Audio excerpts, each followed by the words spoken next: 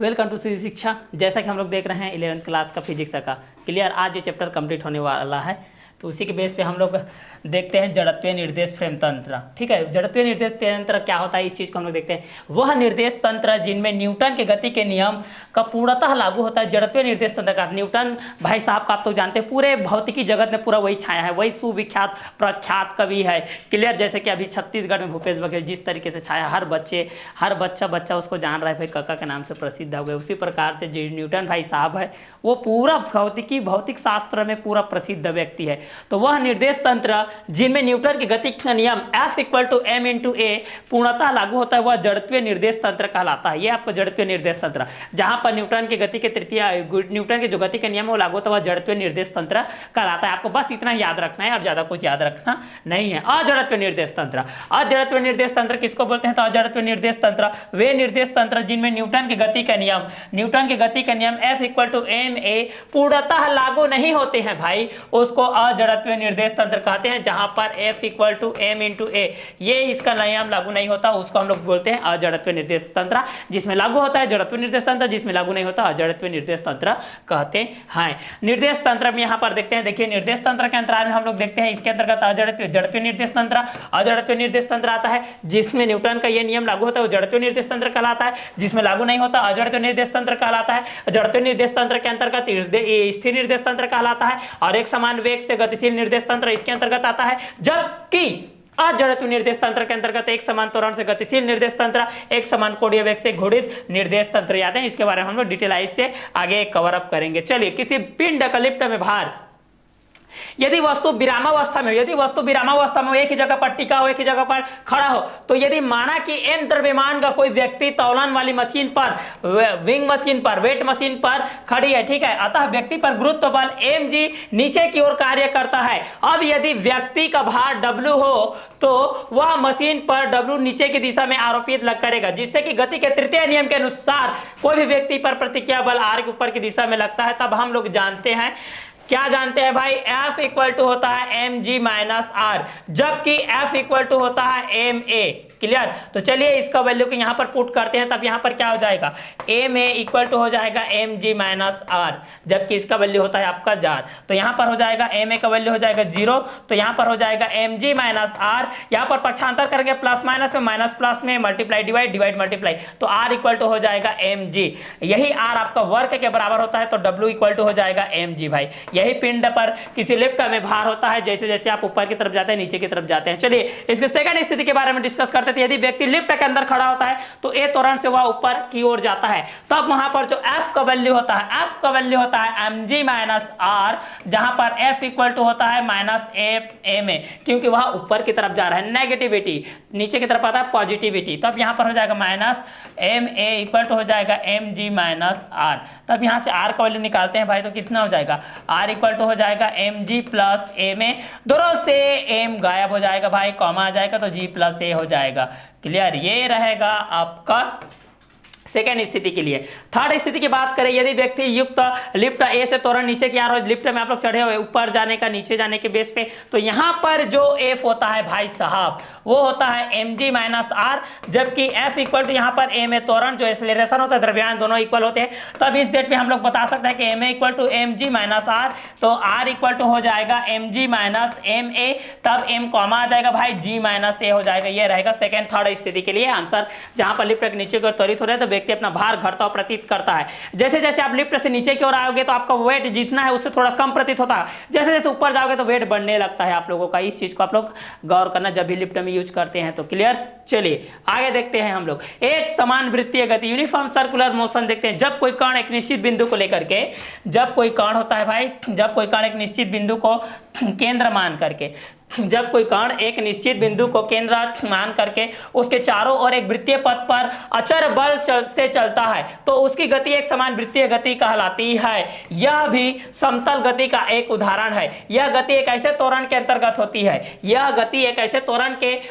होती है जिसका परिमाण अचर रहता है, परंतु दिशा लगातार बदलती जाती है। बदल दी जाती है। ठीक है, तो जिसका परिमाण अचर बढ़ रहता है परंतु दिशा क्या होती है, लगातार बदल दी जाती है। ये होता है एक समान वृत्तीय गति के लिए। जब कोई कण एक निश्चित बिंदु को केंद्र मानकर उसके चारों एक वृत्तीय पथ पर अचर बल से चलता है तो उसकी गति एक समान वृत्तीय गति कहलाती है। यह भी समतल गति का उदाहरण है। यह गति एक ऐसे त्वरण के अंतर्गत होती है जिसका परिमाण अचर रहता है परंतु दिशा लगातार बदलती जाती है। आगे के कंटेंट को देखते हैं। आवृत्ति के लिए फ्रीक्वेंसी जो कि बहुत ही जरूरत है। हर एक के लिए डीजे बॉक्स और साउंड सर्विस के लिए आवृत्ति फ्रीक्वेंसी का बहुत ही जरूरी होती है, जिसमें से वृत्तीय गति के बेस पे देखते हैं हम लोग। वृत्तीय गति करता हुआ कण एक सेकंड में जितना चक्कर पूरा करता है, जितना चक्कर पूरा करता है, वृत्तीय गति करता हुआ कण एक सेकंड में जितना चक्कर पूरा करता है उसे उसकी आवृत्ति कहते हैं। इसे एन या एफ से व्यक्त करते हैं। इसका मात्रक होता है हर्ट्ज या विमीय सूत्र होता है, विमीय सूत्र होता है m0L0T'। क्लियर। चलिए, जैसे कि हम लोग आवृत्ति के लिए देख रहे थे, वृत्तीय गति करता हुआ कण एक सेकंड में जितने चक्कर पूरा करता है उसकी आवृत्ति को इसे एन या एफ से व्यक्त करते हैं। इसका मात्रक हर्ट्ज होता है तथा विमीय सूत्र ये होता है। ठीक है, तो आवृत्ति के लिए हम लोग इस चीज को देखते हैं। तो आवृत्ति के लिए इस चीज को हम लोग देखते हैं, तो यह देखिए आवृत्ति जिसको हम लोग बोलते हैं फ्रीक्वेंसी। क्लियर। तो ये था आप लोगों का आवृत्ति को लेकर के। चलिए नेक्स्ट कंटेंट देखते हैं। आवर्तकाल तथा आवृत्ति में संबंध देखते हैं। Relation between A time period and a frequency के बेस पे हम लोग इन दोनों का देखते हैं। चलिए, तो इस चीज को हम लोग कवर अप करते हैं। तो एक समान वृत्तीय गति करते हुए कण का आवर्तकाल क्या होता है, इसके बीच में संबंध को देखते हैं। चूंकि हम लोग जानते हैं कि आवर्तकाल t इक्वल टू होता है 2πr/ν भी होता है, अभी होता है, जबकि न्यू इक्वल टू इसका उल्टा होता है ν/2πr। अब इसका मल्टीप्लाई करते हैं t इंटू न्यू, तो ये हो जाएगा 2πr/v इंटू v/2πr। ये होता है तो इक्वल टू 1 होता है। ये आपका t इंटू वी, तो v इक्वल टू होता है 1/t। ये आपका संबंध होता है कि आवृत्ति आवर्तकाल का क्या होता है, उल्टा होता है। ठीक है, चलिए अगला देखते हैं भाई। अगला है कोणीय वेग, एंगुलर वेलोसिटी। कोणीय वेग, कोणीय वेग को हम लोग देखते हैं। कोणीय वेग क्या होता है, एंगुलर वेलोसिटी। वृत्तीय गति करते किसी कण के एकांक, वृत्तीय गति करते किसी कण के एकांक समय में उत्पन्न कोणीय विस्थापन को उस कण का कोणीय वेग कहते हैं। क्लियर। तो वृत्तीय गति करता हुआ, वृत्तीय गति करते किसी कण का एकांक समय में कोणीय विस्थापन को, एकांक समय में कोणीय विस्थापन को उस कण का कोणीय वेग कहते हैं। कोणीय वेग कहते हैं। आगे का कंटेंट है हमारे पास कोणीय त्वरण, एंगुलर एक्सेलरेशन। कोणीय त्वरण किसको कहते हैं, इस चीज़ को हम लोग देख लेते हैं भाई। कोणीय त्वरण वास्तव में क्या चीज़ होती है, इस चीज़ को देखते हैं। तो किसी के समय के साथ कोणीय वेग में परिवर्तन की दर को, किसी के समय के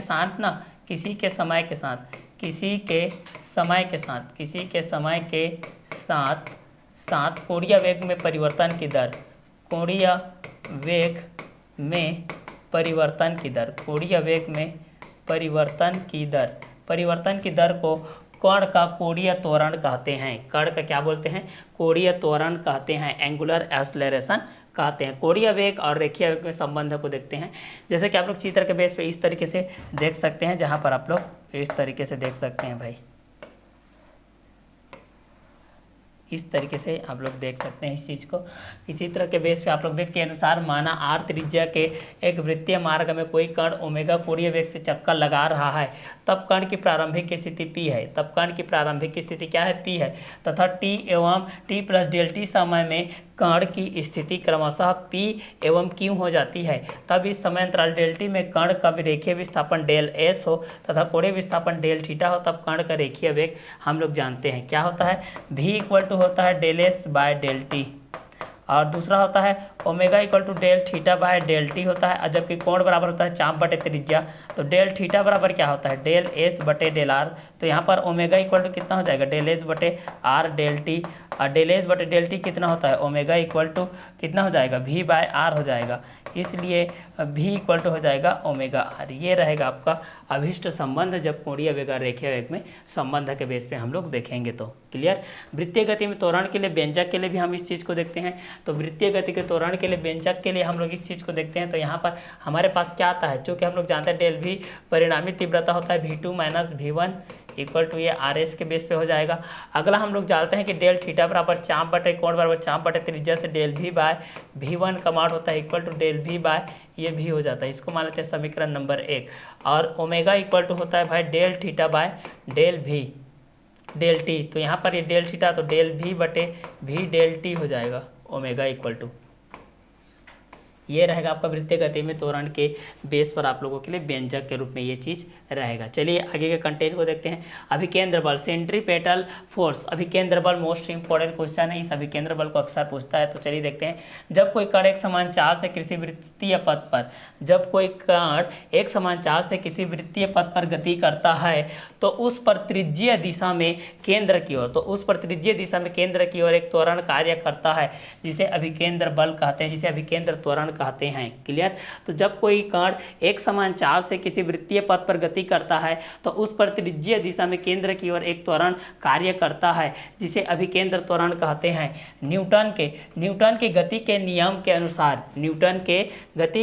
अनुसार त्वरण सभी उत्पन्न होते हैं जब उस दिशा में कोई बल कार्य करे अर्थात एक समान वृत्तीय गति में कण पर त्रिज्या के अनुदिश केंद्र के दिशा में कोई बल कार्य करे तो इस बल को हम अभिकेंद्र बल कहते हैं। इस बल को हम क्या बोलते हैं? अभिकेंद्र बल कहते हैं। अर्थात अभिकेंद्र बल वह बल है जो किसी कण को वृत्तीय मार्ग में चला सकता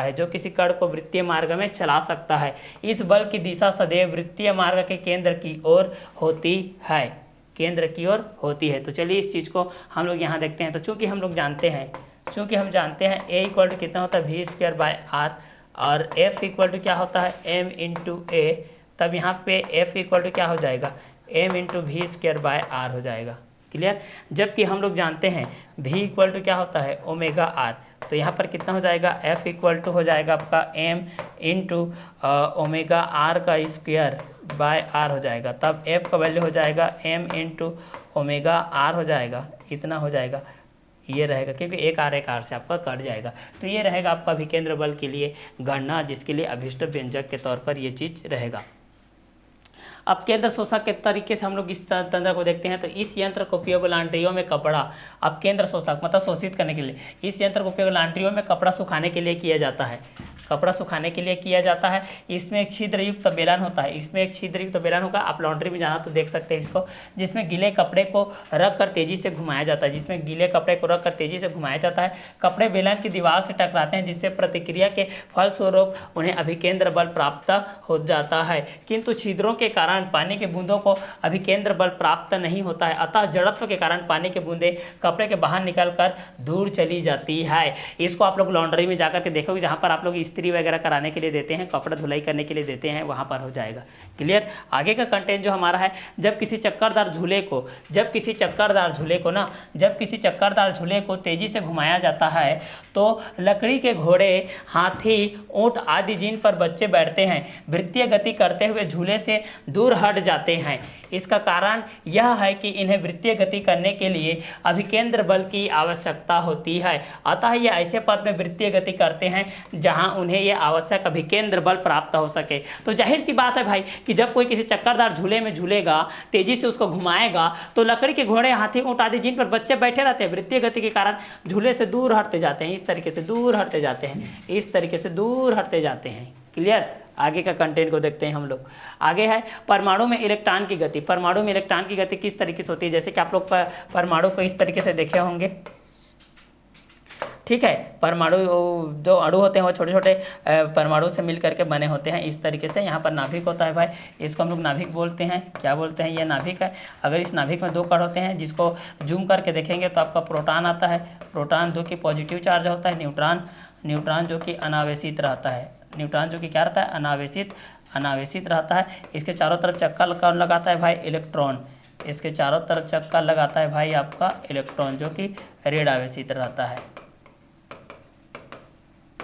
इलेक्ट्रॉन जो कि ऋण आवेशित रहता है। तो प्रत्येक परमाणु में इलेक्ट्रॉन नाभिक के चारों ओर वृत्तीय कक्षा में चक्कर लगाते रहता है। नाभिक प्रोटॉन तथा न्यूट्रॉन होते हैं। नाभिक में प्रोटॉन तथा न्यूट्रॉन दोनों होते हैं। जैसे कि यहाँ पर मैं आप लोगों को बताया, प्रोटॉन में धन आवेश होता है, इस चीज़ को आप लोग जानते हैं, प्रोटॉन में धन आवेश होता है तथा इलेक्ट्रॉन में ऋण आवेश होता है। किसी इलेक्ट्रॉन को नाभिक के चारों ओर वृत्तीय कक्षा में परिक्रमण करने के लिए आवश्यक अभिकेंद्र बल नाभिक में विद्यमान प्रोटॉन और इलेक्ट्रॉन पर लगाए गए आकर्षण बल से प्राप्त होती है। जो भी आपका नाभिक के चारों ओर घूमेगा भाई, उतना ही तो उस पर आकर्षण बल लगेगा ना, और वही आकर्षण बल के मान के क्या होती है, बराबर होती है। तो यह था आपका परमाणु में इलेक्ट्रॉन की गति। आगे देखते हैं बंकित सड़क पर कार की गति। वास्तव में बंकित सड़क पर कार की गति क्या होती है, इस चीज को हम लोग देखते हैं। तो जब कोई कार क्षैतिज समतल एवं वृत्तीय पथ पर गति करती है, कोई भी कार रहता है, आप कार की गति को देखे हो, साइकिल सवार की गति को देखो हो, इस तरीके से बहुत सारे गति को देखे ही होंगे। तो वहाँ पर हम लोग देखते हैं कि जब कोई कार क्षैतिज समतल एवं वृत्तीय पथ पर गति करती है, गति करती है, तो उसकी चाल घर्षण गुणांक पर निर्भर करती है। निर्भर करती है। अतः इस प्रकार के मोड में यदि कार के वेग को बढ़ाना चाहें तो टायर और सड़क के बीच घर्षण अधिक होनी चाहिए।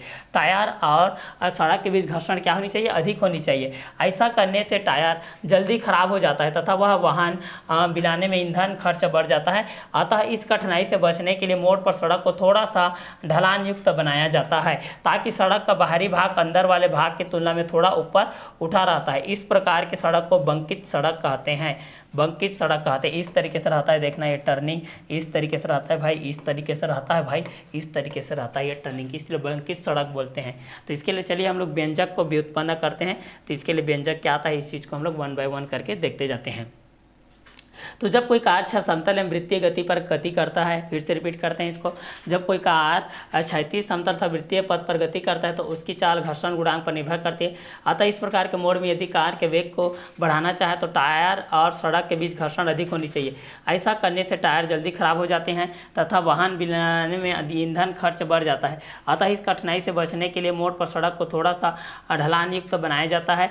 सड़क का बाहरी भाग अंदर वाले भाग की तुलना में थोड़ा ऊपर उठा रहता है। इस प्रकार के सड़क को बंकित सड़क कहते हैं। बंकित सड़क पर कार की गति। तो चलिए इसके लिए व्यंजक व्युत्पन्न करते हैं। तो इसके लिए व्यंजक व्युत्पन्न करते हैं तो हमारे पास वही आता है भाई, mg होता है। mg प्लस जो यहाँ पर क्या आ गया है, mg plus f sine theta equal to होता है r cos थीटा। इसको हम लोग इक्वेशन और फर्स्ट मान लेते हैं, और सेकेंड में यहाँ पर क्षैतिज तरफ में इसके लिए दिया r sine theta f cos theta. r sine theta plus f cos theta equal to mv square by r, क्योंकि यह गतिज ऊर्जा है। ये समीकरण नंबर 2, ये हो जाएगा समीकरण नंबर 2, जबकि f इक्वल टू हम लोग जानते हैं म्यू r, इसको मान लेते हैं समीकरण नंबर 3। ये हो जाएगा आपका समीकरण नंबर 3। अब यहाँ से mg समीकरण 1 से निकालते हैं mg का वैल्यू, समीकरण 1 से निकालते हैं mg का वैल्यू। mg इक्वल टू कितना हो जाएगा, r cos theta minus f sine theta, ये हो जाएगा 4। अब समीकरण देखते हैं भाई, समीकरण 2, 3 से। अब समीकरण देखते हैं 2 व 4 से। कितना हो जाएगा, 2 व 4 से देखेंगे तो mv square by r by mg हो जाएगा बराबर r sine theta plus f cos theta हो जाएगा, भाग देंगे तो ये हो जाएगा r cos theta minus f sine theta हो जाएगा। इसको भाग दे देते हैं, चलिए। तो ये हो जाएगा mv square by r into कितना हो जाएगा, ऊपर हो जाएगा तो 1 बाय mg, ये कटेगा तो यहाँ पर बचेगा v square by rg equal to यहाँ पर बचेगा r cos theta r sine theta के बेस पे, यहाँ पर बचेगा r cos theta r sine theta के बेस पे हम लोग इस चीज़ को देखते हैं। तो चलिए, तो आगे हो जाएगा, इस चीज़ की गणना हम लोग करते हैं तो r sine theta f cos theta के बेस पे करते हैं। तो यहाँ पर हो जाएगा v स्क्वायर इक्वल टू हो जाएगा rg, और अंडर रूट में हो जाएगा यहाँ पर r sine theta plus f cos theta by में हो जाएगा r cos theta minus f sine theta. Clear. तो v का वैल्यू हो जाएगा अंडर रूट में rg हो जाएगा, और ये हो जाएगा R sine theta plus F cos theta, by में हो जाएगा R cos theta minus F sine theta. इसको आगे भी आप लोग सॉल्व के बेस पे देख सकते हैं। ये था आपका बग्गे सड़क पर कार की गति के लिए अभिष्ट व्यंजक। आगे देखते हैं हम लोग वृत्तीय सड़क पर साइकिल सवार की गति। वास्तव में वृत्तीय सड़क पर साइकिल सवार की गति किस तरीके से होती है, इस चीज़ को हम लोग देखते हैं। तो जब कोई साइकिल सवार किसी मोड़ को पार करता है, जब कोई साइकिल सवार किसी मोड़ को पार करता है तो वह मोड़ की ओर थोड़ा सा झुक कर चलता है। क्योंकि आप जब भी साइकिल चलाते हो, बाइक चलाते हो, देखना जब भी टर्निंग आता है थोड़ा सा हम लोग इस तरीके से झुक जाते हैं। जैसे हम लोग बाइक चलाते हैं ऐसा झुक जाते हैं, साइकिल वाला भी इस तरीके से झुक जाता है, ठीक है। तो वह मोड़ की ओर थोड़ा सा झुक कर चलता है, जिससे मोड़ को सुरक्षित ढंग से क्या किया जाता है, पार किया जाता है। माना कि कोई साइकिल सवार त्रिज्या वाले वृत्तीय पथ भी वेग से गतिशील है, इस मोड़ को सुरक्षित पार करने में लिए ऊर्ध्वाधर थीटा कोण बनाता है। तब हम जानते हैं, क्या जानते हैं भाई, एम जी इक्वल टू होता है भाई आर कॉस थीटा, इसको मान लेते हैं समीकरण नंबर 1। और एक और मान लेते हैं भाई M V square by R equal to होता है आर साइन थीटा, इसको मान लेते हैं 2। अब चलिए समीकरण 2 में 1 को घटा देते हैं, समीकरण 2 माइनस 1, तो यहाँ पर क्या हो जाएगा M V square by R minus M G. तो यहाँ पर हो जाएगा आर साइन थीटा माइनस हो जाएगा आर कॉस थीटा, ये हो जाएगा। तो यहाँ पर कितना हो जाएगा, यहाँ से हम लोग निकालते हैं इस दूरी को, तो यहाँ पर कितना हो जाएगा, तो M V square minus M G R by R हो जाएगा। आर आपका निकलेगा तो sine theta minus cos theta, ये हो जाएगा। आर से कट जाएगा, आर इसके साथ बाय हो जाएगा, आर स्क्वायर हो जाएगा। तब यहाँ पर हो जाएगा एम निकलेगा तो भी स्क्वायर माइनस हो जाएगा जी आर इक्वल टू हो जाएगा R square sine theta minus cos theta के बेस में ये हो जाएगा आप लोगों का। क्लियर। अब चलिए यहाँ पर इस स्थिति को देखते हैं आगे क्या होता है। तो आगे V square minus G R equal to हो जाएगा R square sine theta minus cos theta के बाय एम हो जाएगा, और भी स्क्वायर इक्वल टू हो जाएगा R square sine theta minus cos theta by M plus हो जाएगा जी आर, और भी का वैल्यू करेंगे तो ये अंडर रूट में पूरा हो जाएगा R square sine theta minus cos theta by M plus हो जाएगा जी आर। ये रहेगा आपका अभिष्ट व्यंजक वृत्तीय सड़क की साइकिल सवार की गति के लिए। देखते हैं शंकु और लोलक। शंकु और लोलक के लिए देखते हैं, जब किसी भारी पिंड को हम लोग जब किसी भारी पिंड को देखते हैं, जब किसी भारी पिंड को डोरी के एक सिरे से बांध करके रखते हैं। कोई भी भारी पिंड रहता है, आप घर में भी देखे होंगे कई रस्सी से बंधा हुआ कुछ भी रहता है। तो जब किसी भारी पिंड को डोरी के एक सिरे से बांधकर पिंड को क्षैतिज वृत्ताकार में क्षैतिज वृत्ताकार पथ में एक समान चाल से घुमाया जाता है। एक समान चाल से क्या किया जाता है, घुमाया जाता है। तो पिंड के भार के कारण डोरी क्षैतिज नहीं रहती है तथा अपनी गति के कारण एक शंकु निर्मित करती है। एक गति कारण अब कहाँ क्या निर्मित करती है, एक शंकु निर्मित करती है। तब पिंड क्षैतिज तल में वृत्तीय पथ में क्या करता है, चलता है। इस प्रबंध को शंकुलोलक कहते हैं। इस प्रबंध को क्या बोलते हैं, शंकुलोलक कहते हैं। इसके लिए हम लोग व्यंजक देखते हैं, आर इक्वल टू होता है L sine theta, R equal to L sine theta होता है। जबकि हम लोग ये चीज़ जानते हैं कि T cos theta equal to होता है आपका एम जी। इसको 1 मान लेते हैं, इसको 2 मान लेते हैं। और जबकि हम लोग ये जानते हैं कि T sine theta equal to होता है M V square by are, इसको हम लोग मान लेते हैं 3। ठीक है। अब समीकरण 3 में 2 को घटा देते हैं, 3 में 2 को घटाते हैं तो T sine theta minus T cos theta equal to M V square by R minus M G. यहाँ से देखते हैं टी आएगा तो यहाँ पर क्या बचेगा, sine theta minus cos theta equal to हो जाएगा M V square minus M G R by R. आगे इस चीज़ को सॉल्व करते हैं, कितना आ जाएगा। आगे इस चीज़ को सॉल्व करेंगे तो हम लोग क्या हो जाएगा, टी के बेस पे टी का वैल्यू होता है 2 पाई आर बाय भी। यहाँ पर हो जाएगा sine theta minus cos theta equal to हो जाएगा एम निकल जाएगा यहाँ से, तो यहाँ से बचेगा V square minus G R by R बचेगा। आर से कट जाएगा इस तरीके से, आर के साथ मल्टीप्लाइकेशन हो जाएगा। तब यहाँ से हम लोग निकालते हैं भी का वैल्यू को, तो भी से कटेगा तो 2 पाई हो जाएगा यहाँ से, और यहाँ से हो जाएगा sine theta minus cos theta, M हो जाएगा, ये हो जाएगा भी स्क्वायर माइनस जी आर, ये इधर आ जाएगा। बाएं में m हो जाएगा, यहाँ से इसको मैं मिटा देता हूँ, और यहाँ से जी आर इधर आ जाएगा 2 पाई के बेस पे sine theta minus cos theta plus G R हो जाएगा बाई में m टी स्क्वायर। और भी का वैल्यू करेंगे तो ये आपका अंडर रूट में रहेगा। ये आपके लिए रहेगा समकुलोलक के समान के लिए। क्लियर। आगे का कंटेंट देखते हैं। अपकेंद्र बल की अवधारणा। अपकेंद्र बल की अवधारणा, यदि कोई निर्देश तंत्र किसी जड़त्वीय निर्देश तंत्र के निर्देश सापेक्ष त्वरण a से गति करता है, यदि कोई निर्देश तंत्र किसी जड़त्वीय निर्देश तंत्र के निर्देश सापेक्ष त्वरण a से गति करता है तथा इसमें m द्रव्यमान की कोई वस्तु होता है, तो इसे जड़त्वीय निर्देश तंत्र में न्यूटन के गति के नियम के मान्य नहीं होते हैं। ऐसी स्थिति में वस्तु की गति का अध्ययन न्यूटन की गति के नियमों के अनुसार करने के लिए इस वस्तु पर लगने वाले वास्तविक जो बल होते हैं उसके हम लोग क्या करते हैं, गणना हम लोग करते हैं। तो ये अपकेंद्र बल की क्या है, परिभाषा है। ठीक है, तो चलिए इसका लास्ट कंटेंट को हम लोग देखते हैं। इसमें कई परिस्थितियां इस प्रकार की होती है, इसमें कई परिस्थितियां आपकी इस प्रकार की होती है। देखिए, कई परिस्थितियां ऐसी होती है जबकि ऐसा प्रतीत होता है कि किसी वस्तु पर बल लगा है, जबकि वास्तव में उस पर कोई बल नहीं लगा होता है, जबकि वास्तव में उस पर कोई बल नहीं लगा होता है। इस प्रकार के आभासी बल को छद्म बल या कल्पित बल बोलते हैं। इस प्रकार के बल को क्या बोलते हैं, छद्म बल। ठीक है, छद्म बल या कल्पित बल बोलते हैं,